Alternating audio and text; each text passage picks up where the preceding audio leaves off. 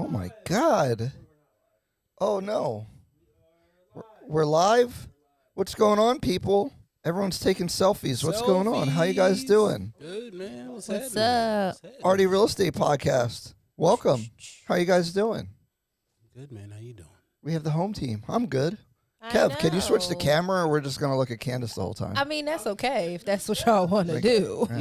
Yeah. Candace demands the camera be on her most of the time. She said, I ain't going to say nothing. I mean, that's what we doing. That's what we doing. Guys, thanks for watching the ad coming in. You know, we're making 2 cents per view or something. We appreciate it. Also, shout out to Wawa. Yeah. Oh, shout out to Wawa. This is an interactive show, guys. So make sure you ask your questions. We had a nice, fun Q&A last time.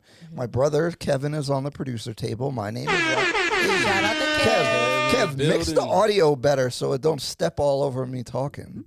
You know, I appreciate it. I gotta produce the show. Bring the audio down on the thing when you hit the air horn. That's how you do it. Sorry. We're coming in with energy every time, guys. All right, that's how we're doing it. My name is Ryan Fagan. I'm a real estate broker associate with Fathom Realty for now, and we're going to talk about real estate. Actually, I am super passionate about this topic, but let's introduce everybody first. We have, to my right, Drew Thompson. Pew, pew, pew, pew. Where's Kevin? Yeah. PRMI. What's going on, y'all? What's going on? You got to introduce the pup.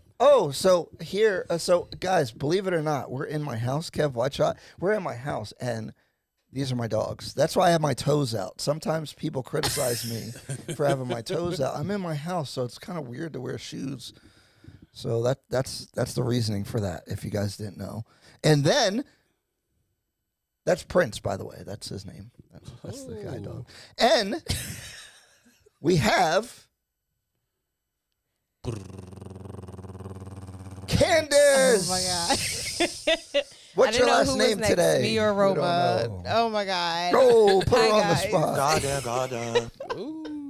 Hi guys, Candace Solomon, real estate agent, and all that stuff. You have to say Evidently, luxury. I was a sailor last week, and this week I'm a cranberry. So I'm Candace the Cranberry today. Miss Cranberry. What is happening Cranberry today? is super popular. And Yes. that's Roma. She's sleeping. We can't right see now. her barely at the bottom of the screen. You guys can see her. Anyway, welcome to the Ardhi Real Estate Podcast. If you guys didn't know, Ardhi is Swahili for land and earth, and that's what we talk about here most of the time, other than when we're having fun. But everything relates to the land and the earth, and owning land is very important for everyone's future, and it's always going to be important. It's the biggest sign of wealth and power since the beginning of time, or at least since ownership of the land and earth. So You just gave me such a warm feeling in my chest with that. oh my God, that Drew, little I ditty feel there. uncomfortable now. I like it. That was so beautiful. Like it was. It was like, It was deep. But I yeah. gave Drew a warm feeling in his chest. It I was don't know how all- I feel about it. Whoa there. It's the bow tie. It's the The bow tie. What's going on, people? Oh, intro music. Oh no, I'm not. Kev, give me my Bluetooth. Give me my Bluetooth. Here we go. Here we go. Here we go. Here we go. Here we go. Here we go. I'm sorry, guys. Hey, Ardhi Real Estate Podcast. This is episode 25. That was the pre-show. My name is Ryan Fagan again. If you guys didn't know, we're here with the home team. We're talking about Are we hearing me? Mm-hmm. We're talking about home affordability because there's a home affordability crisis in the United States. And it's really, you guys dancing is really throwing me off. This is like lit. It's longer than I thought too. I'm like, it's still good. Oh my God. Look, guys, home affordability crisis. Oh gosh. The cost of homes is getting out of control. Regular home owners, regular people are having trouble buying homes. And owning real estate is going to be a luxury item for only rich people, in my opinion, in the next decade. Kev, bring up the median home price chart, please. Yes, hit number 8. Yeah, you're the man, Kev. Kev is our producer here. Look, okay, so this is the median home price since 2,000. And if you look at this chart, something is interesting. So, Kev, if you look at the top of the original bubble in 2006, 2007, that was $245,000. That was the quote unquote real estate bubble. And then it goes all the way down to a whopping $200,000. So, you know, it's by percentage, 25,000 off of 200,000. Was that 10%? About our math. Oh, I exposed myself. I don't know. Right. It's not that much. But then look at this giant crazy increase since then. Bam! From COVID. Thanks for printing money and giving people free money and then destroying the economy. And now all the regular people who was locked inside can no longer buy a house because they just got regular jobs and your income didn't increase nearly enough to be able to afford a house at 400. Is that 484? 468 now. Sheesh. So it went from 250 in 2007 to 468. Kev, switch the camera. This is a sickness. We see your soundboard, Kev. We see you're sharing our proprietary technology. Press 1. Thank you. Oh man, we're having fun here. But Oh God. And then interest rates are climbing. Can we get the interest rate chart? Thanks, Kev. You're the man. Now, this is hopeful in a way, right? Because this goes all the way back to 1970. So if you look at this chart, if you look at where the average line probably is, Kev, where do you think? Go to like the middle of the chart. Like if we made a median line, that's 7% right there. This is a 30-year fixed mortgage. So maybe that's the average since 1970, right? Is 7. So we're approaching about average on the interest rate. It feels bad because a lot of people are at the 3s, and 3 to 7 is really brutal on people. But if you look in a historical context, that isn't that bad. But what this tells you is the odds of this of interest rates rising back up to that median level is very high. Give me my camera again. Thank you. So basically what I'm trying to tell you guys is it's getting a lot harder to buy a house. Indeed. Indeed. I mean, so you said a couple key things there, Ryan. You know, so interest rates, of course, I think more so than anything is keeping people from buying homes. Yeah, the home prices make a difference. But at the end of the day, again, because of where the rates are, you know, people that are in the lower aspect, I'll say $300,000 and down, are kind of being squeezed out of home buying opportunities because of where the rates are. Yeah. You know, there's, you know, very little homes that are anywhere from $75,000 to $150,000 anymore. At the same time, the people that can afford $150,000 houses, their interest rates are super high, and they can't even afford to buy a lot of times. You know, we're working with a client now that, you know, she, you know, makes $3,500 a month, and she's barely qualifying because, again, the rate is at 7%. You know, exactly. And you know, it's if she was at a much lower interest rate, if she was in that 3-4% range that we were in the last 2 years, she would have been qualified for almost a $200,000 house. Right.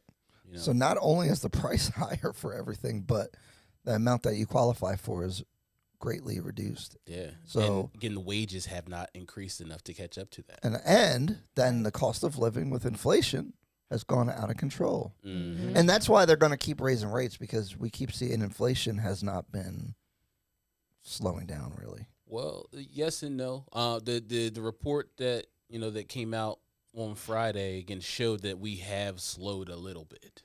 Yeah, but it's still above 3%. Oh, it's still above, That's yeah, crazy. for sure. But I mean, I want to say the rate hikes are working, but because we've actually seen a slow in the inflation a little bit, it's, they want to do more. They're going to want to do more. Now, again, with all that, you know, fallout from the last couple of weeks and everything like that, you know, they're probably going to be hesitant, but they're inevitably going to do more. We can't speak to what they're going to do because, again, you know, it's unpredictable. You know, the market is, you know, always unpredictable. You can never really kind of predict, you know, what's going on right now. Again, people can kind of see the signs and say, oh, this is what's going to happen. But, you know, we're kind of in that space where, you know, it's unpredictable, you know, but day by day, again, you know, we could very easily, you know, a month ago we were at 5%, you know, and we were saying, oh, well, great, this is what we predicted, this is what we wanted to happen, and now we're back in that boat where 7% is right around the corner again. Yeah, 2 percentage points hurts people trying to buy. Very much so. I was, doing the math again on a $400,000 house at 6%. A person, today, if they were to get a 6% on that house, the payment's like the principal and interest is like $2,300. But if you're doing strictly principal and interest at 4%, it's a $1,900 payment. It's a $400 difference on that property, from a year ago almost. That's insane. Yeah. Candace, how's it feeling with you got the boots on the ground, you working with the peoples? It's tough because like we're saying, like people's budgets are like the numbers are going down on our end, like all the buyers, their pre-approval limits, like everything is, buying power is decreasing as rates are increasing. Prices are going up, and not exactly, well, I guess they are going up, but just the fact that now it's becoming more competitive again. Like people are thinking that just because rates are going up that nobody's buying, but it's still pretty competitive. So you still have to submit a competitive offer. So not only is your budget smaller than what it would have been if you were shopping a year or two ago, but now you have to shop a little below your max approval because you have to be able to submit an offer, above the asking price and be able to afford doing that. So it's just all around more difficult. And so when we talk about people buying and doing what they can with what they have, it's like the facts are here. Like you have to buy before it's too late. Mm-hmm. Yeah, and that's why I kind of wanted to talk about this topic, because in our team meeting the other day, we're having some buyers that are saying they're going to wait. And they're going to, wait for a better time. And I get uncomfortable about predictions, but if you look at those charts and you look at that data, the home prices ain't going down. Nope. And the rates don't have much space to go down. Mm-hmm. So that tells me that really it can only really get worse. And so if you wait, this might be your last good chance to become an owner. And with inflation, the owners are getting richer, and the people who are renting and having to buy groceries and do all that stuff without any assets to help them sustain their finances, you're going to get left behind. And I'm very concerned about that.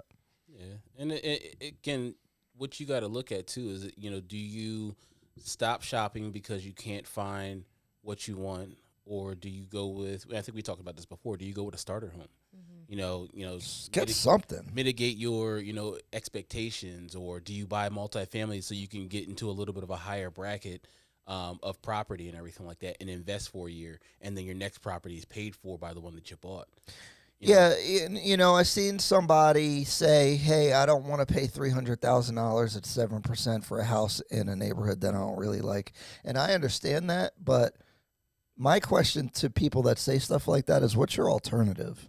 You're going to keep paying a premium to rent in luxury where you like to live. How's that going to pan out in 10 years? Because you're going to have nothing to show for all that money. And it's fake luxury, and it's only temporary as long as you can make enough to afford it. And without owning any assets, you're not. When you own assets, they're going to add to your wealth, and it's going to give you more financial flexibility over time. And obviously, houses are the best way to do that. So, guys, I know you want to be bougie and everybody looks cool on the internet and stuff, but maybe take a little downgrade on your lifestyle to own something versus renting something that isn't going to help you in the future. Yeah, even if it's just a piece of land.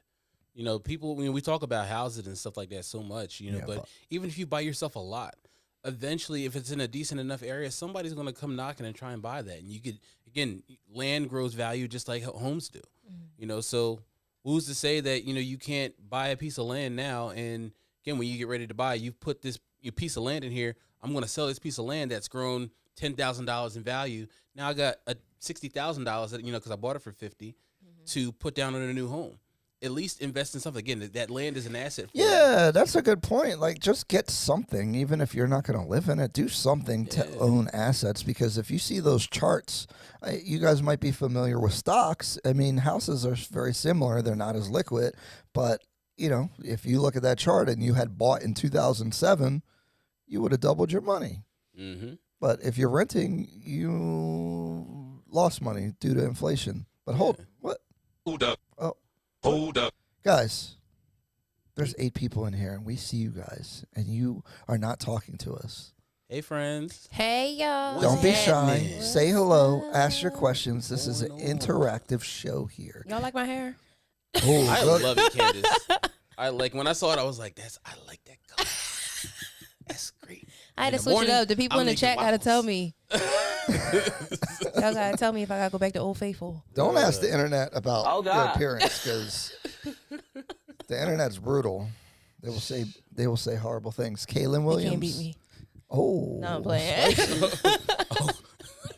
We got violence in here. Jeez. Candace Tyson on the mic. Oh, my gosh. Kaylin Williams said, "Hey guys, love the hair. What up, Kay? What's Hey, up, Kay? girl. We miss you."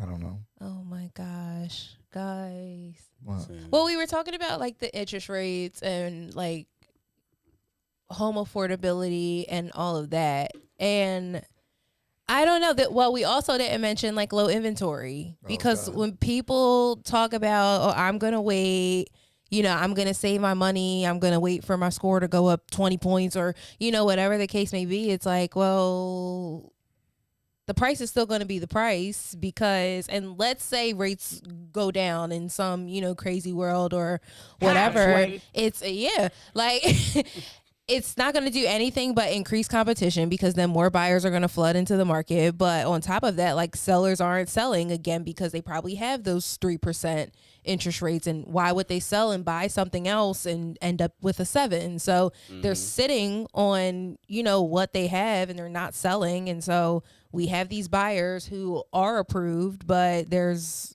nothing for them. So even with that, it's like, how can we even like fathom the idea of prices going down when they have no reason to, like zero? And that leads us to our next topic, which is the FHA has reduced their mortgage insurance premium from 0.85% to 0.55%. And that is supposed to save the average home buyer $800 a year. I like this right here. The question is, to Candace's point, if it helps home affordability, it's going to create competition at the low end for FHA loans, It'll create competition for FHA loans. which helps the pricing stay up. So my question that I've been having is, we've seen an explosion in home prices. How has it been sustainable? I think it's the inventory issue. But if you make it easier for people to buy, that is going to also make the prices stay up. So yes and no, because the dropping of the mortgage insurance is like a hedge against the interest rates. Right. So they know, all right, we've been raising rates steadily. Interest rates are up, so a lot of people are priced out of the market. So what do we do to help the middle class? What do we do to help the average person? We're going to drop this mortgage insurance premium down, and like you said, $800 a year. I think again, I did the math on a $400,000 loan, save somebody $100 a month. $1,200 over the course of a year. So, it will create competition, but it's not going to do too much to the point because again, interest rates are still high. Now, when the rates come down, it's going to be a lot of competition because home buyers that have lower interest rates are going to refinance. And again, the ones that are like, all right, well, the rate's low enough for me to go ahead and buy my own property, they're going to be like, all right, let me get out here and find another property to buy. And that's where the competition is going to come from, is those people that have been kind of holding out to, get and buy another properties. Because again, you don't have to wait for another 3 or 4%. You don't have to wait for that. If you get to the 4 or 5% range, it's safe to, again, people will feel safe enough to go and buy, because that's what happened, I think about 5 years ago. Right. Rates got to that 4 or 5% range, and everybody was like, all right, well, this is safe enough, even if they had 3% interest rates. Well, we had a dip recently on rates a little bit, a couple mini dips, and I think those were the catalysts for the market to warm up a little bit more. Oh, absolutely. What you call it, home applications increased by like 30%. Yeah. But that's because, again, people again, originators and in banks and stuff like that were reaching out to people like, hey, we can get you into a $200,000 house again because, they could offer a 5% rate again. Mm-hmm. The down payment assistance programs that are, 5 and 4%, that, people can kind of get into without having to pay any points or anything like that is another space that, kind of drove that affordability. But now, again, everything is just crept back up again. And I think, again, to your original point, Candace, is there's not a lot of incentive for people to sell their home. Mm-mm. Because if I'm at 3%, why the heck am I going to move? Well, the only incentive is, again, am I going to build a house to have exactly what I want in a property? Because if I'm going to get exactly what I want, I don't care. Yeah, but you got to pay so much more for it. You got to pay so much for more for it. You got to have a serious why now to sell. Like your motivation to sell has to be something that is so much more than I don't like my house no more. I changed my mind. Like you have to, we've outgrown it because it's a 3-bedroom and there's 7 of us. Like there has to be like a serious reason why you need to move. At least that's what I'm seeing. Oh. People are either like downsizing or upsizing or relocating. Like there's a real reason, and it's more than just I want to just sell and do something new because I'm bored here. Yeah, I've had some inquiries from people, but as soon as like they see the conditions as like a homeowner of what they would be facing if they sold their house and bought a new one, they're like, I'll probably stay. Or they'll do home improvements, which leads into cash out refi. Well, HELOCs really. I wouldn't want to do a cash out. Kaylin said, so what are you telling the working class who does want to buy with something like a $120,000 pre-approval? Guys, mind you, the audience, we're in New Jersey, so our pricing is a little bit higher than probably the average in the country, although I don't know. Well, whatever. So we still above, I think. The conversation that I have, with those type of buyers is like, listen, the inventory at that price point is very limited. So your real estate agent and I are going to do as best as we possibly can to find you something. We will not. No, we will not. No, you're not going to help the people at 120? Drew, what is you ain't got no job and you ain't got shit to do. what is there for $120,000? I mean, it really depends on where the person is comfortable living. I mean, you can find 120 in Camden or Trenton or something like that, and people that, again, you have to be inclusive in when you're looking at things, so people are comfortable. I had a conversation with an agent from West Philly the other day, and she's from the neighborhood and everything like that. And the conversation that we had, she's like, people that live here are comfortable living here. So even though West Philly ain't no $120,000 almost anywhere. Well, I mean, it's not 120. Again, you might get it for $130 or something like that, depending on the area in West Philly. And again, it's those areas that have those properties that some people just aren't comfortable buying in. The average person, but some people that live there that are renting now. Would you tell somebody not to go buy a property that's renting and paying $2,000 a month that can get a house? No, I agree. But most people don't do that. And generally speaking, I think, at least in our area, like unless you find a unicorn and like you jump on it right away, I personally feel like anything below, I don't even want to say 200,000 because that's harsh. I was going to say 200 or even like 250, but anything below, I'll safely say like 180. You're kind of in like investor land. Like there are tenants in there who either ain't paying or they don't plan on moving. Like you need a renovation loan. It's a cash, only kind of situation. Like I have clients who will send me a property for like $80,000 and it's in like Woodbury or something. I'm like, I don't even need to look at this. I know it's cash only. I know that like one of the walls is probably like there's probably no roof. Like it just doesn't make sense. So I think, and I really hate to say this because it sounds discouraging, but at a certain price point, I don't like to say anything's impossible, but it's definitely real difficult. I have the answer to this question. Oh God. Lay it on us. This is why everyone should just listen to me. The world would be better. Let's go, Ryan. Here you go. Here's the answer. Stop the cap. You have to work together with your family and friends, and you have to put your money together and buy a property all together and live in it. A lot of communities do this, and it is very successful. Houseway. What do you mean, houseway? What do you mean, Kev? I concur. I'm big on group economics. Yeah. A lot of communities use it, and certain demographics are like totally against it. Yeah. But group economics is the way to build wealth. Because again, if you all are paying for a $200,000 house, you pay one off, you buy another one, and you do the same thing with 5 people, it's a no-brainer. Yeah, start with one property. Yep. And save your money, and then as the value of that property goes up, you guys could do a cash out refinance. Oh, I'm tired of this person in the house. All right, let's get them their down payment for the next property. We'll all put our money together and do that. That's the only option, especially if you don't want to live in a super low price point. The only other solution is to band together. Now you're going to have family or friends or whoever living with you, but you'll own something and not get left behind in this economy. And that's important. Yeah. I have these twin clients who I helped them buy their first house either 2018 or 2019, but their budget wasn't high enough for them to buy individually. So they said, okay, well, we're twins. We do everything else together anyways. Let's just buy the house together. So they went on the loan together. It was decent enough for them to get something. Pretty nice house they got too. And now we're in 2023 and they're investors and now they own like 4 properties, and they do this together. Like they buy things together, and just seeing that, like now I have another set of sisters that are buying together.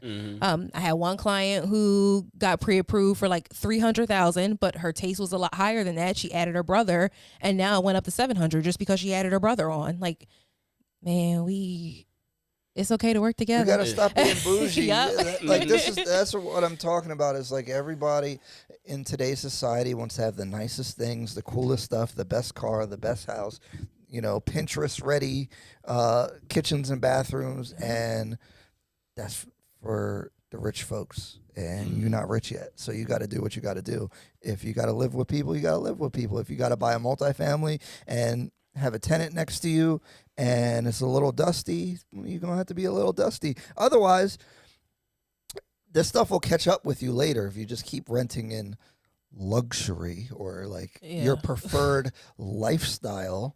You're going to reap what you sow eventually, because you're going to have nothing to show for it. And those people who lived a little bit lesser of a lifestyle over 10 years, they own 4 properties now, and now you're still struggling and don't own anything, and now they're a millionaire net worth. 4 properties at $250,000, own them outright, you're a millionaire. But if you have mortgages on them, you still probably have a couple $100,000 in net worth, which that renter definitely doesn't have, because what do they have, a car? Yeah. Are they renting their car? Oh, they have 0 assets. So yes, if you're gonna rent cars, please don't put them in your name. None of them. Oh, really? Don't do it. Tell us why. I don't know about leasing and all that. So I mean, I ran into this situation about 6 times in the past 3 months that people are renting cars on Turo and other apps and stuff like that. Oh, short-term rental. Short-term rentals and stuff like that, and they're personally guaranteeing them on their own personal credit. Then they come to try and get a house, and they've got 8 cars fighting against their debt-to-income ratio. Why do they show up there? Because they personally guaranteed it with their own credit, and they didn't put the cars or buy the cars in an LLC. Oh, they're buying cars on Turo. They're buying cars from the dealership with their personal credit to lease them out to make money. It's like they're like starting their own rental businesses in doing so. So, where they would, if they didn't have them on their personal credit, might qualify for a $400,000 house. They don't qualify for anything because they've got 8 cars, and we can't go and base a loan based off of, all right, they're covering the payments on their business credit. That's great, but it's showing up on their personal. And again, if you do that, make sure the payments are coming out of your business account, because the payments for those cars are coming out of your personal account. Then we have to count it. We could exclude it if you're paying it out of a business account, but most of them are just paying it out of their personal account when they get their money and going on about their business. So it just gets into a rough space. And again, people that are doing it, again, you're renting cars, again, you're making money, but the bank doesn't see that. All they see is, all right, well, they got a bunch of overhead and no income. Wow, that's a gem there, because people are probably doing that and don't know. Yeah, I mean, again, it's a great business if you have it in an LLC. If you're doing to do it on your business, do it as a business. But don't personally guarantee all these cars if the income from that business isn't going to yield you enough to buy yourself a house. Makes sense. And also, don't buy a bunch of cars that aren't going to yield you that are going to immediately, like, if you're gonna rent a car out, you're gonna get a G-Wagon or something like that, and rent it in Miami or something. Cool. Don't go and get a Chevy Malibu and try to rent it in Cherry Hill, New Jersey, for $150 a month. It's not gonna work, guys. Like, you're gonna end up paying that car payment yourself. Mm-hmm.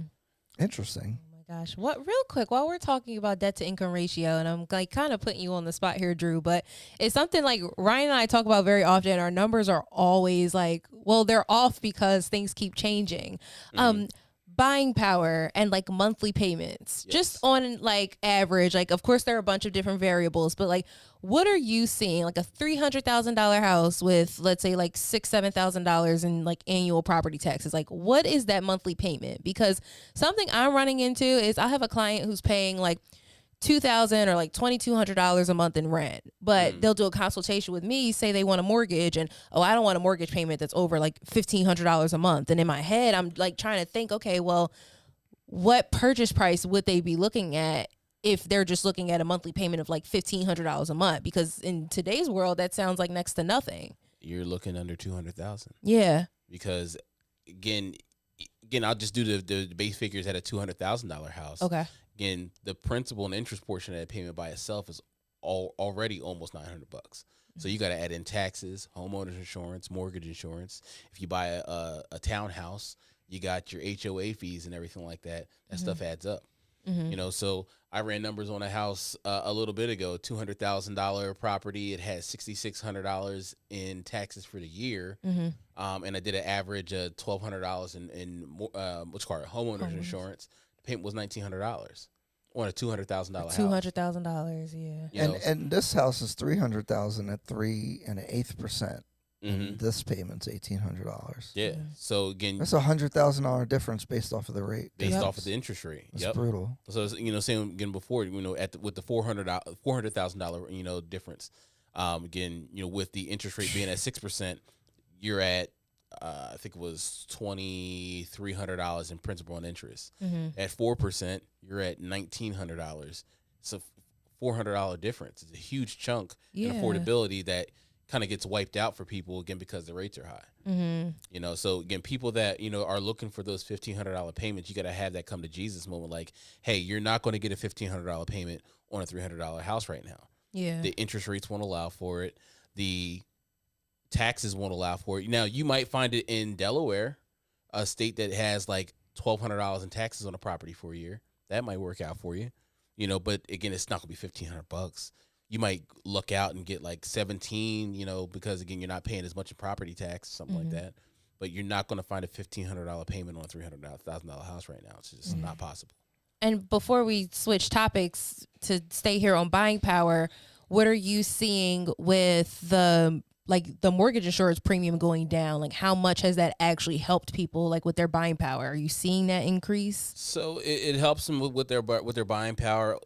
So again, given it, I'll stick with the $400,000 theme.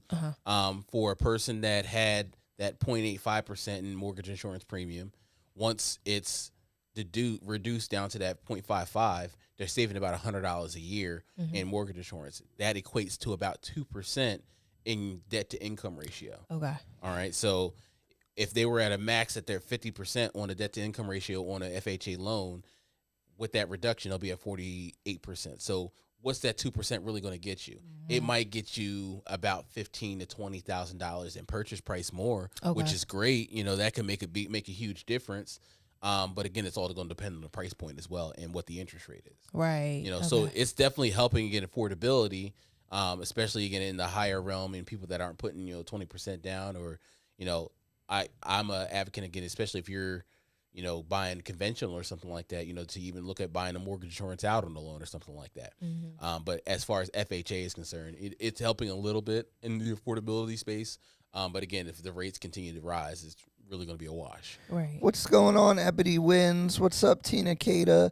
Well, actually, she has a good question along these lines. Tina said, how does buying down the interest rate work?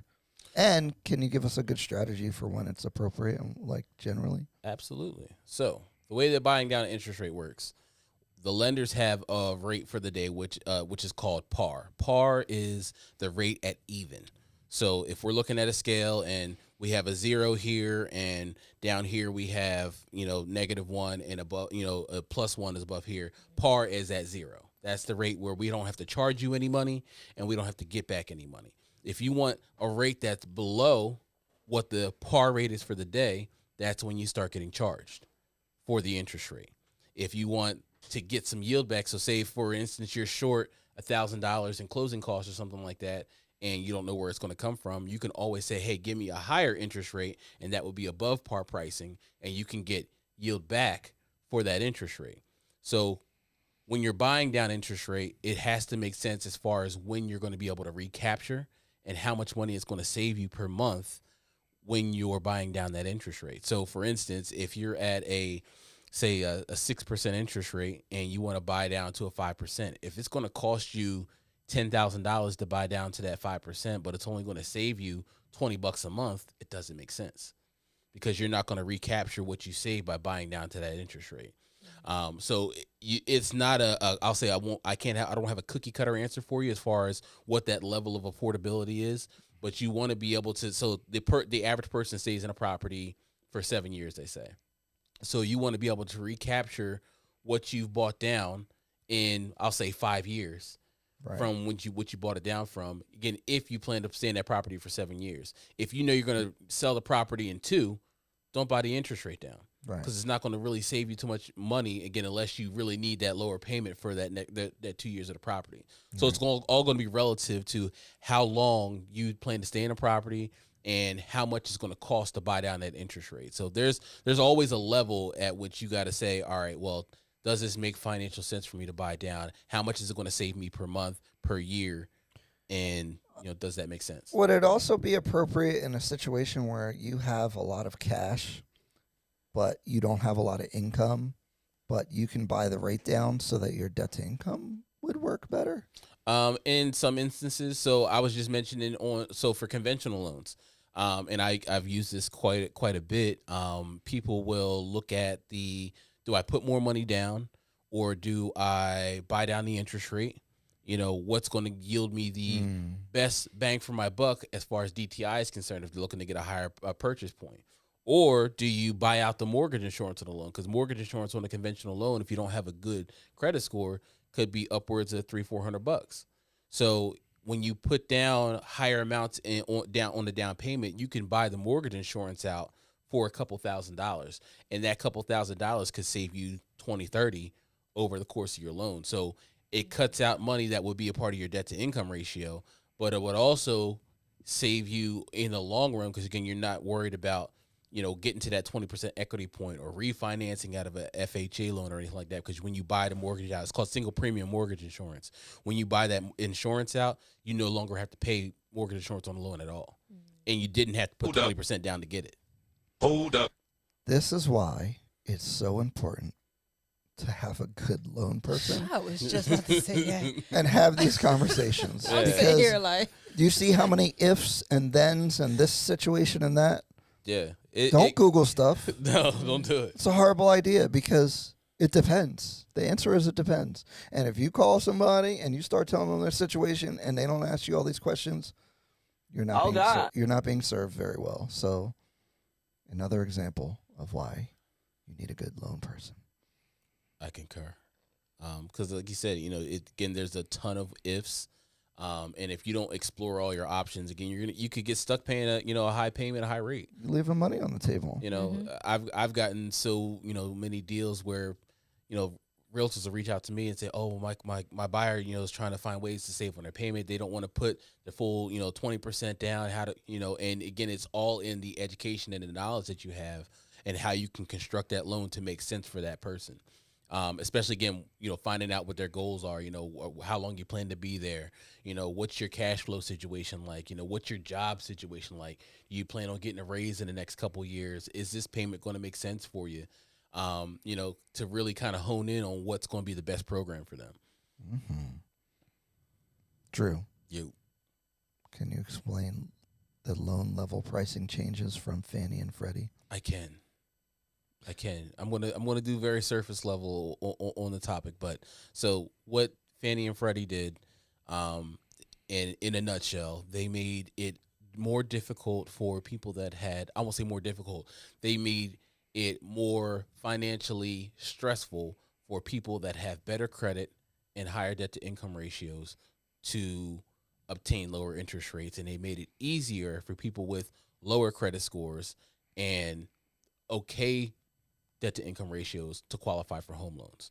And again, it's going along with the administration's goal of lowering or making home ownership more affordable for the middle class, for the working class people.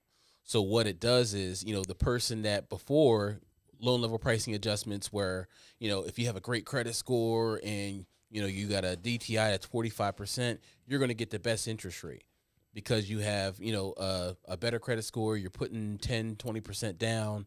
We're going to give you the best interest rate. And now what they've done is, hey, that person that has a 620 credit score or a 640 credit score, not as, great a credit history, not as low as a debt to income ratio, but we want to make sure that you can get into a good structured loan and not have to go with an FHA loan all the time. We want to make this product more affordable to you because there's so many more of you in the market. So let's give you a leg up and make this interest rate more affordable to you. So what a loan level pricing adjustment is, it's a hit against that interest rate that I was talking about. So say if we start out at par, if we're at zero, say the down payment on the property is 5%.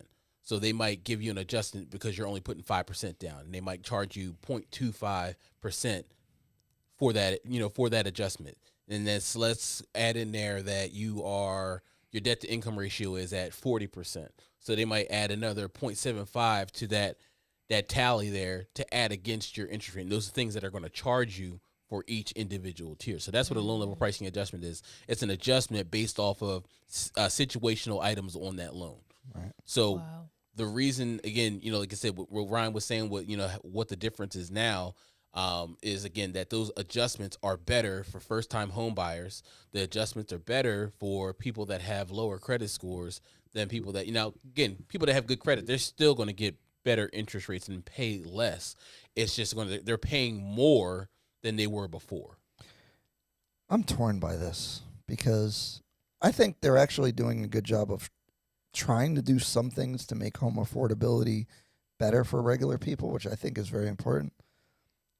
But don't punish me for having a better credit score and more down payment. That's crazy. Because the loan pricing, when you look at the chart, there's certain situations where it's better to have a lower score. Yeah.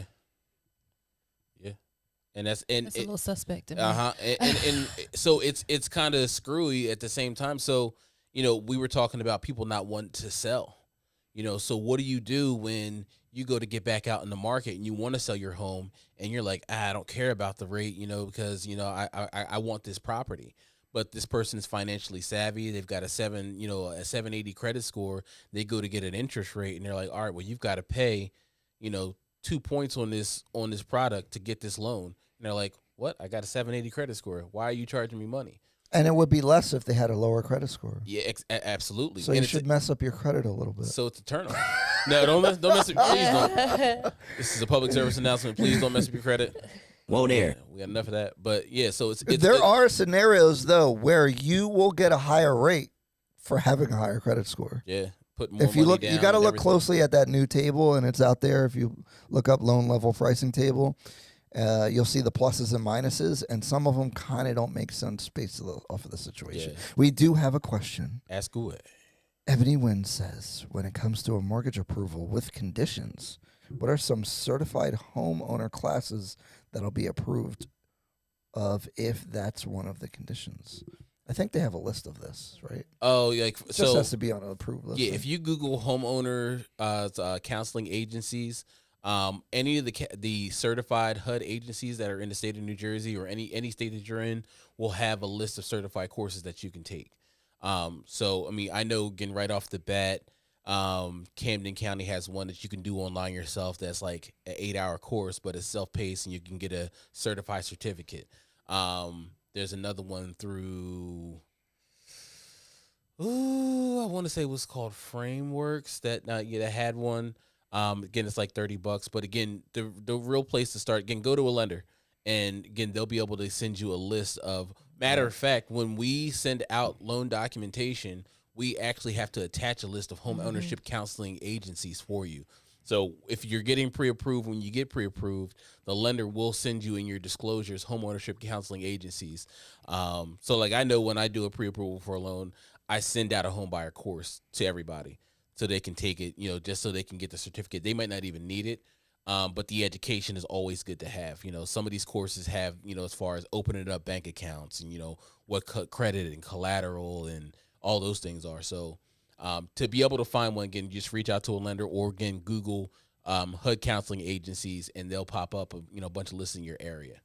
What's up, Candace? I was going to say, for this specifically, like if you're already approved or even already under contract, like lean on whoever the loan officer is that you're working with and have them send you the information. Because what I'm noticing a lot of buyers doing, especially when they get like either nervous or really excited about the process, is they try so hard to be proactive and do things ahead of time. And, I want to make sure I get everything done. And so you're spinning your wheels and you're on this like weird hamster wheel and you're not exactly doing what it is you need to do. I had a buyer who went online and did like 3 different first-time home buyer courses and like sent those certificates into the loan officer, and they're like, okay, that's cute, but like that's not what we asked you to do.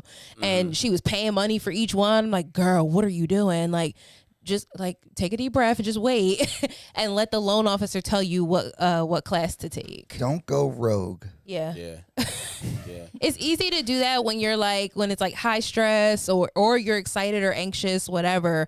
But ask the loan officer, and if you don't get like instant responses, like it's okay to just like take a deep breath and wait. Yeah.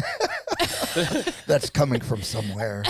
That's something I'm working on right now. I want to have like my own home buyer like course that like certified through the It's a racket. It's hard to get like under wraps and everything like that. You need to not know some politicians because it's just a license to print money. Yeah, pretty much. Here's a PowerPoint. All that. It's gonna be true. All that. Teaching class. No, but yeah. So that, I mean, what Candace said was a 1,000%. Lean on your loan officer. If they don't send it to you up front, you can ask for it because they know. And our current event topic today, Kev, can you bring it up? Renters.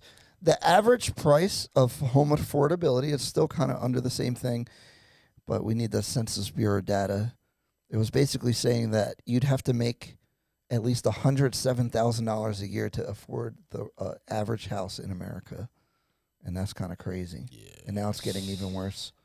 Yes, more than 3 million Americans making over $150,000 still renting rather than buying. Can you go down? I think I highlighted a section that I wanted to... Yes. Look at our prep. What's that picture down there? What's that lady doing? What's going on down? Shower installs. Oh, it's an ad. Why she? They got us. Darn it. In 2022, data showed that the typical home was out of range for Americans earning less than $100,000. On average, buyers needed to earn just over $107,000 to afford a median-priced home. That's crazy. Can you scroll down a little bit? Let's read some more. I don't like that picture. It's freaking me out. Stop. No, wait. Stay. Thanks, Kev. You're the man, Kev, with the Barcelona shirt on. Shout out to them. What am I talking about? Wait, go back. I need that. You're the man. Now, Census Bureau estimates show that the number of households making $150,000 or more annually and renting rose by 87% between 2016 and 2021 to more than 3 million between 16 and 21. Go down one more. Let's see what they're talking about. Jessica Bronner, the CEO of flooring company Happy Co. Floor, says this hits close to home. We don't care that it hit close to home. That's all right. So you can give us. That's it. He said, I've had enough. I've had enough. 87% increase in renters, right? And so I think this is market conditions, but I think we can't really do a lot about the market. But I think there's a mentality issue here that I keep harping at this whole episode is people want things to be the way they want them, and they're not looking at the big picture financially. And I think it's really important. I'm just going to keep stressing the same thing. I feel like I'm saying the same stuff.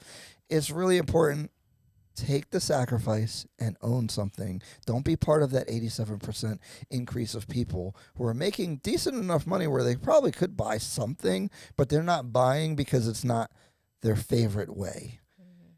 It can't always be your favorite way. You got to start somewhere. You're not going to start in luxury in your most happiest, greatest, beautiful, Pinterest-ready house, Instagram-ready house. Because if you're making $100,000, you should be able to buy something. Yeah, you should be able to. If you live in no crazy markets, if you want to live in Hawaii, Manhattan, San Francisco, you're going to have a problem. But if you live in regular areas, you should be able to afford something. Yeah, absolutely. I mean, stop being bougie. Question. Yeah. If the market's volatile and you're not very knowledgeable on it, how do you know if the person that's helping you buy isn't just telling you things to get you to buy a house for their commission? I agree. See, that's the trouble in this business because I felt like that years ago when I was promoting. I was telling people, you guys need to buy. And I feel like I'm saying that now again. But do your own research. I know that sounds bad, but look at those charts. That doesn't lie. The median home price chart does not lie. Where was a bad time to buy in that chart? That's the thing. Is like real estate is probably one of the best things because if you're not super sophisticated, you'll still win in the long run. You might not win as hard as if you're a master stock investor or something like that, but most people aren't. You're not sophisticated. So you don't really need to take anyone's advice about it. If you buy something over the course of your lifetime in real estate, I don't think there's any 20-year, 40-year period where you lose by owning real estate. So just look at the data, I guess, is my answer. So to add on to that, I mean, it goes back to what you were saying about having a good loan officer and having a good real estate agent. You know, true professionals are going to break that kind of stuff down to you. You know, so the way you know that you're not getting duped is, hey, why is this a good idea? Why would this be a good investment? Well, I think the problem, and I think what Kevin's getting at, and I do get concerned about it when I start feeling like I'm promoting buying houses all the time, is like you're going to the car salesman to tell them why you should buy a car, right? So I get that. I would just say, look at the chart. You know, like that's why I'm trying to use data to show these things, right? Because it's not like my opinion. Let's look at the median home price. Kev, can you bring up the median home price chart? Yeah, and then stretch it all the way back. Stretch it back to the beginning of time, if you can.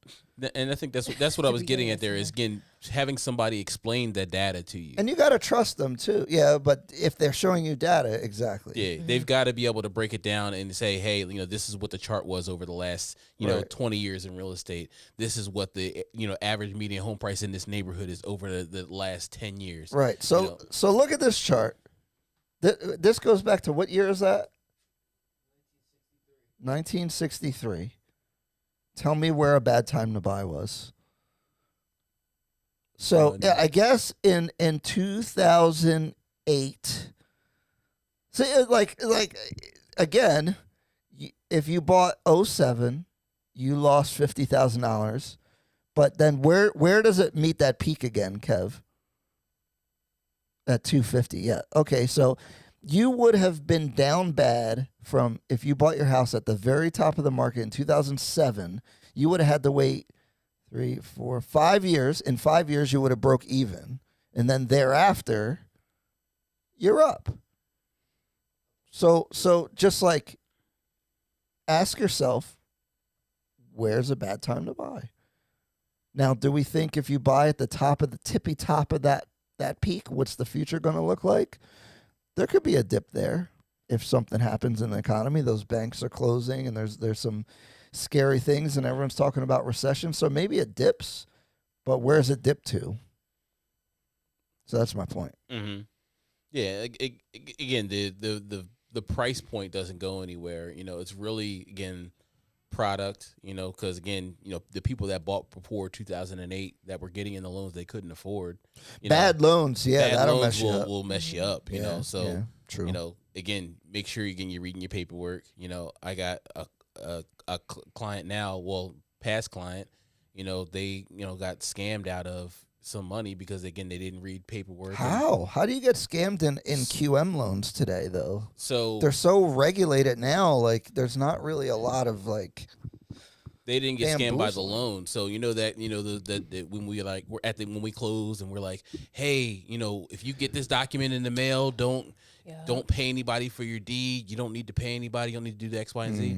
Well, they did X, Y, and Z, and they got hit in their bank account for like $3,000. Oh, so stuff still happens. You just gotta make sure you're reading everything and verifying that everything is above board and. Again, making sure your professional is explaining everything to you, and then, like you said, do your own research. Make sure what they're saying checks out. Check the data. That's why I stick to the data because I think it's cringe when agents are out there pushing buy. Oh, it's a great time to buy. It's a great time to sell. It's a great time to do everything. So I get it, but generally, owning real estate is better than not, and just keep it that simple. Ryan, I don't know if you can put in the chat, where do you find these charts at? I just Google median home price, but that Fred one comes up, and that's I think that's pretty reputable there for that. Because again, for me, and not that I don't have savvy bars. Some people are very savvy in their topics and everything, but a lot of people just don't know where to find the information. So they don't know how to use Google. They know how to use Google, but they never had a class on looking at multiple sources and figuring out the reputableness of sources. This is why I hate when people blame social media for stuff. Okay, because I know you all went to the same. I went to public education just like everybody else, and they say, "Hey, find 3 sources and make sure like a primary source and this." Y'all have the education. I'm tired of people making excuses. Listen. I don't know where to find it. I hate. Let's see, tangent time. Let's go. You ain't had no talk computers back when Ryan. you were in high school, you old man. Kevin being a brother. No, we had the big floppy disk that was like this big with the computer. The fuck is a floppy disk? I use floppy disks. Yeah, floppy disk. I would get all the different colors. But in school, it wasn't just for the internet. When you were doing research, you would need multiple sources that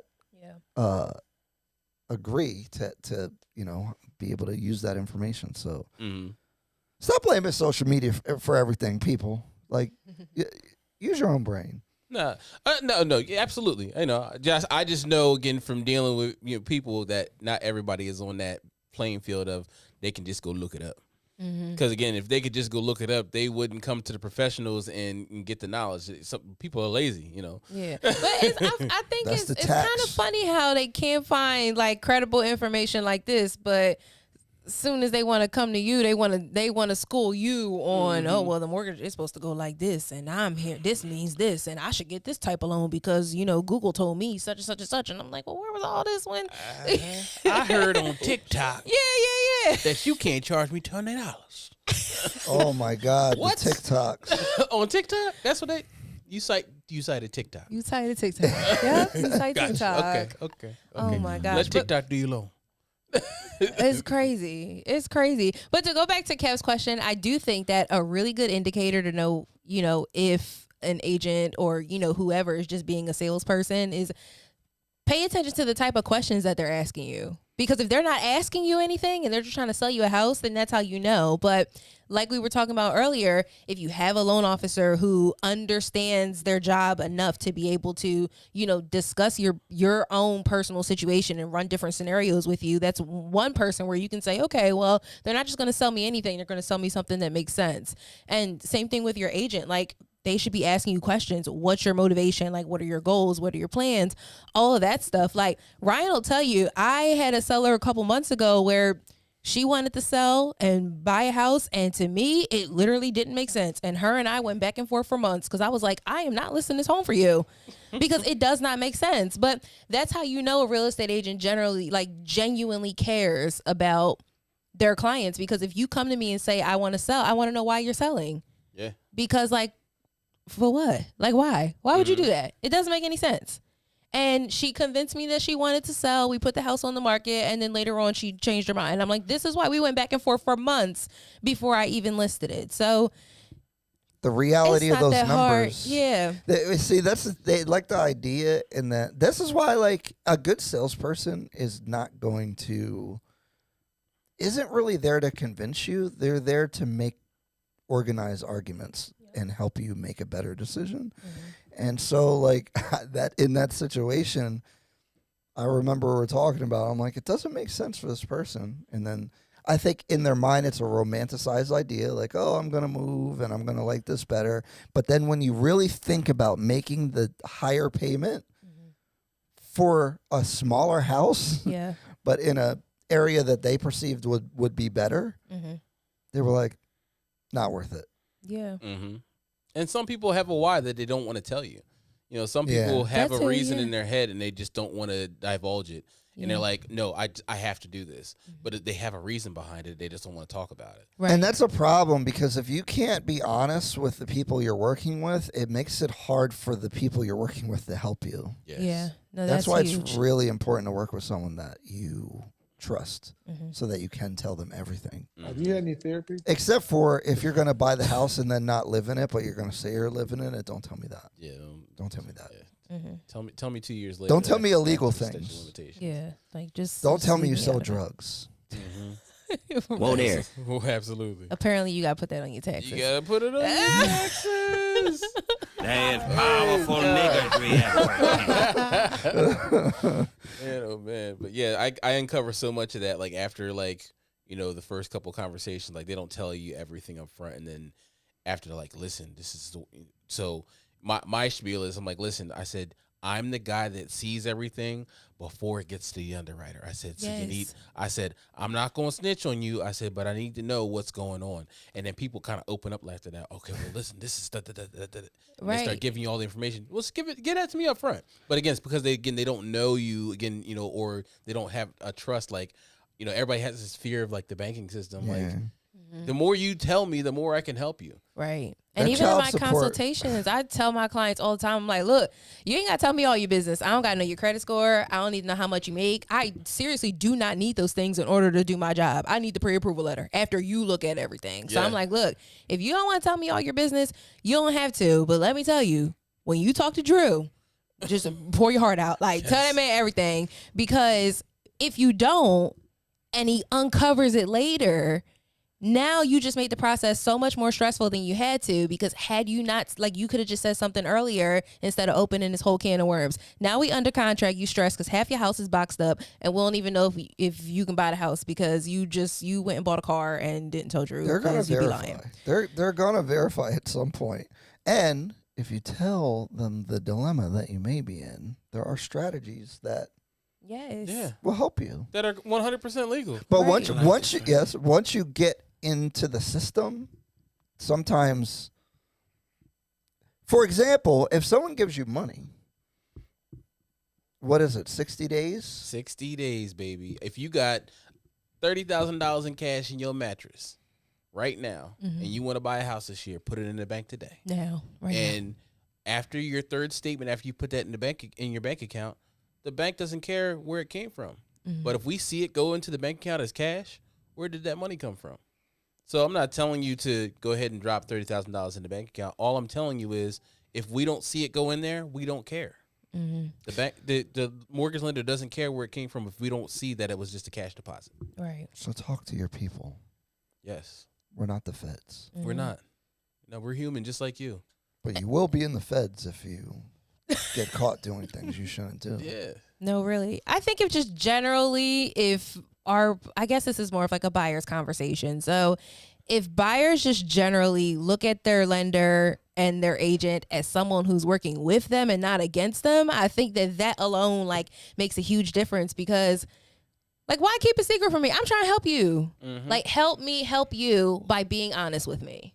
Well, so I was on one of my other colleagues' podcasts the other day, and we were talking about the disparaging differences between different races and being approved for loans and stuff like that. So there is a negative stigma out there about lenders and banks being crucial on certain race classes and everything like that. So everybody has that negative stigma of, oh, you automatically want to deny my loan already off the bat. You don't know nothing about me, so I can't tell you nothing of my bad stuff because you already have 10 feet against me. No, that's not the case. There are banks out there that have, gone through that, that are, again, they're bad lenders. And like you said, when the people that are asking you the questions, the people that are, giving you scenarios and giving you solutions, those are the people that you work with. The people that are telling you, hey, this is what I'm going to give you, not so much. You need to check their sources and everything like that. But again, that negative stigma that we have as, the bad guy, we're not the bad guy. We're going to have to talk about this racist appraisal thing at some point. Not because I need to do more investigations because I'm 50-50 on it. I don't know. I believe it. You think they're just going to give you a lower appraisal? Yeah. You think so? Yeah. Absolutely. How, Sway? The comps are the comps. Comps are the comps. They're going to find different comps? Not that they're going to find different comps. They're just going to use comps that make sense to support their value. Right. And I've seen it on non, people that are just like they'll talk to the seller's agent and say, hey, oh no, well, these are what I based my listing this house off of, and they'll show them the comps that when the appraiser goes out there and the appraiser is like, oh, okay, that kind of makes sense, so the appraiser, because he sees all the data, he can most definitely say, all right, well, this property, based off of X, Y, and Z class, I think I'm going to put these 3 properties or these 5 properties as my comparables. And if nobody checks, again, if you don't know to check or look, you're not thinking about it. Well, like my neighborhood here, there's only like 3 or 4 different models of houses here. Mm-hmm. So, I mean, it would be a red flag if you pulled comps from neighborhoods outside of here. Mm-hmm. Which, again, I've ran into, again, as a lender many times. And people will challenge the appraisal, especially the people that are super savvy. They're like, no, listen, a house sold down the street from my house that is the same model, and I've got more square footage above ground. Why did my house appraise for $30,000 less? That's a red flag. It's a super red flag. That happens a lot. I look at appraisals. I don't really. But you're you, and here's the thing: we just had a conversation about people who claim that they don't know how to Google and look up charts and things like that. Well, so when we're having these the appraiser, but we're talking about the homeowner, because it's the homeowner who's calling them out on all of this. So in my eyes, it's like we're having this conversation, and the first thing we say is, the way you catch it is if you're savvy, or if you're paying attention to the data, if you're looking to see what's sold recently in your area. But the average person is all willy-nilly, and they like, look, all right, I'm trying to get the mortgage insurance removed off of my, house. Like I'm just getting the house reappraised. All right, whatever you tell me, that's it. They're not going back and doing their homework, and that's how people are getting away with it. Yeah, and I'll give you a recent situation. December, VA loan up in Newark, New Jersey. The VA is jacked up. The VA loan is all jacked up. The VA loan is jacked up. It's the VA product. appraisal, VA appraisal is jacked not up. the loan. The VA appraisal. This doesn't even have anything to do with the appraisal itself. The appraiser, the buyer's agent called and said, hey, when you go at the property, he's like, oh, I'm looking at this property. I grew up in this neighborhood, and this isn't worth any more than $185,000. That's a terrible spot. Da da da da. Mind you, the houses are selling there for like $350,000, $380,000. It's an up and coming area, so the home values have risen and everything like that. Yeah. But because he grew up there, and that's what he was used to, he told her that before he even saw it was in the house. This is the appraiser. Told her that it wasn't going to be any more than $185,000. Well, that's not race-based, though. Is it, though? Why would you see? This is where we're going to get into it. This is because of the neighborhood. What's the demographic in that neighborhood? Exactly. Why do you think that neighborhood? You don't know why he's like. If you're in real estate, we're looking at the data chart. You lived there when you were a kid. You're a 50-year-old man. Well, everyone has that bias, though. Like people that lived in neighborhoods for a long time, they kind of don't understand the new property value regardless, like if whether it is up or down. My beef with that situation is regardless of the demographic, regardless of you growing up there and you think it's this or whatever, you're an appraiser. Right. Do what You an shouldn't do appraiser that. is supposed to do. Where are the comps? Where are the Right. facts? Where are the numbers? Like what? Exactly. Like take your I opinion agree. of what you grew up in, like, and throw that out the window I agree because with that. you're here to do a job. Do the appraisal the right way. Yeah. I agree with that. I think it's hard to attribute why someone's doing something, and I think when you're going to label things that way, you have to be very careful about. You got to be careful, but again, looking at the data, where does it happen? Oh man. Yeah, Yeah. And I think that's where that's where where the it comes trend from. is, yeah. But that's if you're that's looking why, at the data, and again, those things happen in those neighborhoods all the time.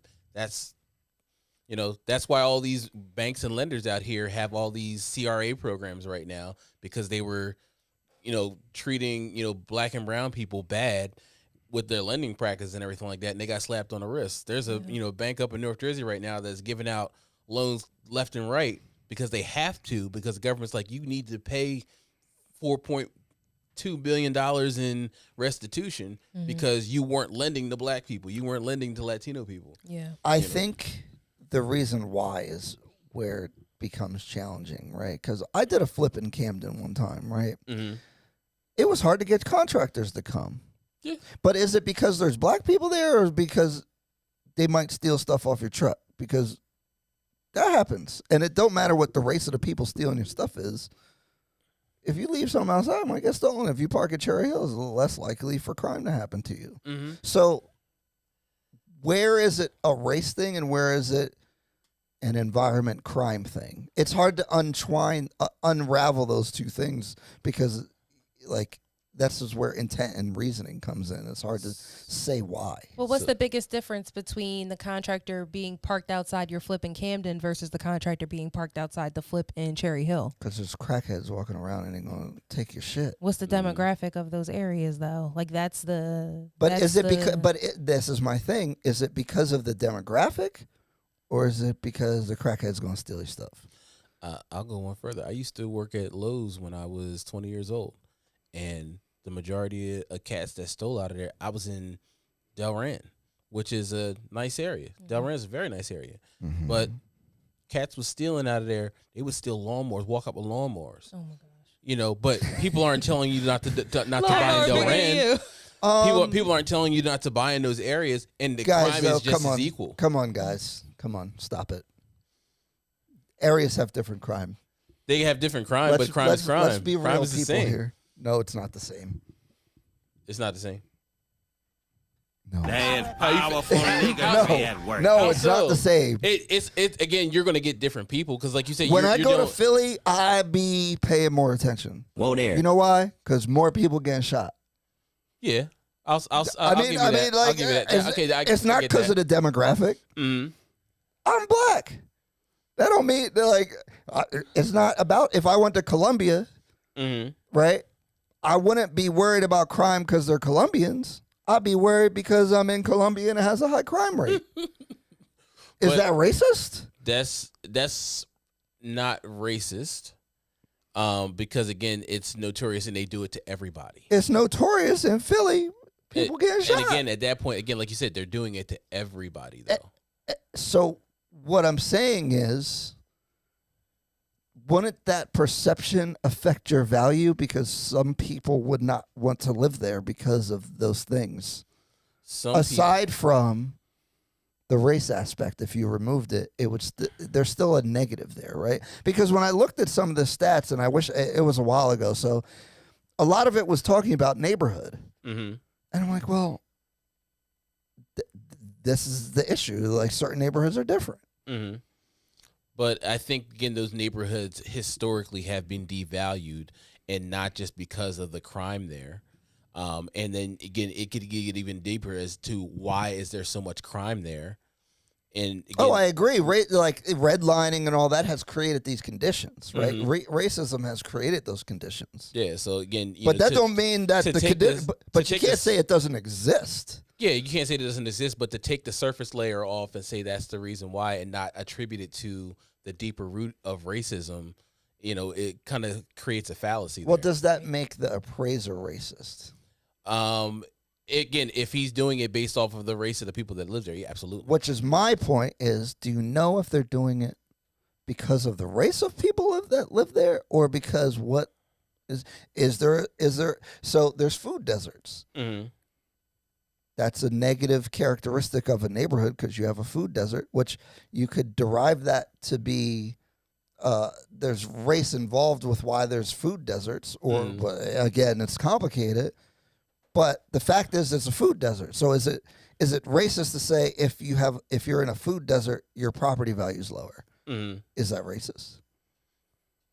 No, that's not racist because again, you can attribute it to what's there. But again, the reason why it is the way it is. So are they proving why? Well, there has been where with the pictures, right? Yeah. So they take the black people out of the house and get right. an equal or the same appraiser, and again, it comes in $40,000 higher. Or something that's like that. That's pretty good evidence. So that's evident. Again, then I would data. say how widespread is that? But yeah, I mean, and again, we're seeing it so much more. Again, with people that are just people see that it's happened, so like, all right, well, I don't feel that my house is worth is worth less than this other house down the street. Mm-hmm. Let me get my agent to come to the house and get the house appraised, or let me get an independent appraisal. Right. I think that's my concern is I don't want us to feel an inferiority complex or fear when doing these things, because I think it discourages home ownership. I think it discourages even trying to participate in buying houses because you're like, oh, they're not going to treat me fair, blah, blah, blah, which I think there's obviously some truth to some of these things. But again, what do you attribute these things to, and how widespread is a serious thing, and should it change your behaviors when it goes to owning property is where my concerns lie as far as this topic, I think. I really think it goes back to who you work with matters. Mm-hmm. And it really goes back to having an educated, savvy agent and lender to know that when certain things happen that you are being discriminated against. Mm-hmm. Yeah, because if you have a good agent, like we were talking about, I'd be like, these comps don't make any sense. Right. Mm-hmm. So that you'll be, although fighting their appraisal is sometimes hard, but at least you got somebody on your side. Yeah, and again, it's twofold. Again, when I fight an appraisal, I go to the agent. I say, hey, these are the comps that the appraiser used. This is what I found on my own research. Right. Show me give me some, run me some comparables. Run me a, right. Like, are we on the same page? Yeah, are we on the same page? Does this make sense to us? Right. And then I can say, hey, this makes sense to us. This makes sense to them. Why doesn't it make sense to you? Right. Make it make sense to us, because then once they prove it, if they don't have a legitimate reason, then we can find a deeper root there. Right. But if they don't have a concise reason of why they gave the prices or used the comps that they did, you got to go. It goes to reason of, all right, well, what were you doing? Mm-hmm. Why would you do that based off of the data that we see? And if it's widespread enough, again, they do that in areas where they think that the people aren't educated enough to check. That's what it is. And for me, I can see why this can come off as like discouraging to like certain homeowners and things like that. But honestly, for me, I feel it's kind of like on both ends of the spectrum here, but I personally feel a little sense of relief when these kind of things start coming out, because it's like, okay, well, now there's a sense of accountability. Like, now these things are starting to kind of, be made known. And so now people can begin to pay more attention. And even if you don't know how to, look at comps or whatever, at least you know that when you're buying a house and you get that appraisal done, you can go back to whoever your like professional is and make sure it makes sense, like use their level of expertise. But if this stuff didn't begin to come out and unfortunately become like more of like a, reoccurring thing, it's like you wouldn't have even known to ask. True. Mm-hmm. So for me, I'm kind of like, it is. I mean, it sucks. It is what it is. But at the same time, I'm glad it's starting to come out, because now people know, okay, let me ask questions. Mm-hmm. That was a good point. Absolutely. Well, thanks. It's the hair. Hey. Stop the cap. It's the cranberry. Miss Cranberry out here. Cranberry. Well, good podcast, guys. We didn't have enough fun today. We got to turn the fun up. Yeah. I mean, I had fun. I mean, well, because you're a lone person, but I feel like some people's eyes are going to you glaze guys have over. fun with numbers. Yeah, exactly. We gotta have more. We gotta mix the fun in. We gotta have more jokes. Got you. I didn't have enough jokes today. Last week was real fun. It was. You guys were lit last week, and you guys were. Did I drink? Yo, Drew was about to talk about my coffee. I see him look over at me Baileys. real quick. I already knew it was about to happen. I saw the margarita glasses here go down real quick, and I was like, "Oh yeah, it's about to go down." Well, I think that's going to be a requirement of the show. Oh my gosh, no! We had story time. Ryan was talking about his blind client. How you get ghosted by a blind man? Like those stories. Like, oh my gosh, we did have fun. Trying to have fun. Roma's active now. So tell the people how you feel. What's up, Roma? When you gonna buy your first house? She's a mini poodle. I'm sorry, guys. She needs a haircut. I know. I'm sorry. I'm bad dog dad. Horrible. Well, that's the Ardhi Real Estate Podcast, episode 25. It's wonderful. We had a whole lot of gems. Like less fun, but I feel like when there's tangible information like this and somebody can walk away and say that they learned something, like I feel like that means something too. Our audience did not engage with us, and I don't know if they're following along. Did they catch everything? Because loan. I called you loan. Drew. Mr. Loan. Drew was throwing out a lot of terms, so I don't know. But guys, get a good loan. If they stayed, they're getting. We had 10 people.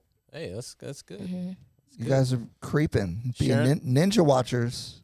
We see you though. Share it with your friends. But shout out to the ones that talk to us. Yes. Shout out to Eb, Tina. Who else was here? Kay.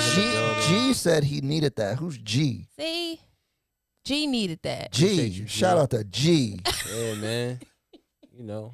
All right. And if you didn't understand anything, hit us up after. Oh, our info's in the description boxes. In there. Yes. We'll see you next week. You can hit it, Kev.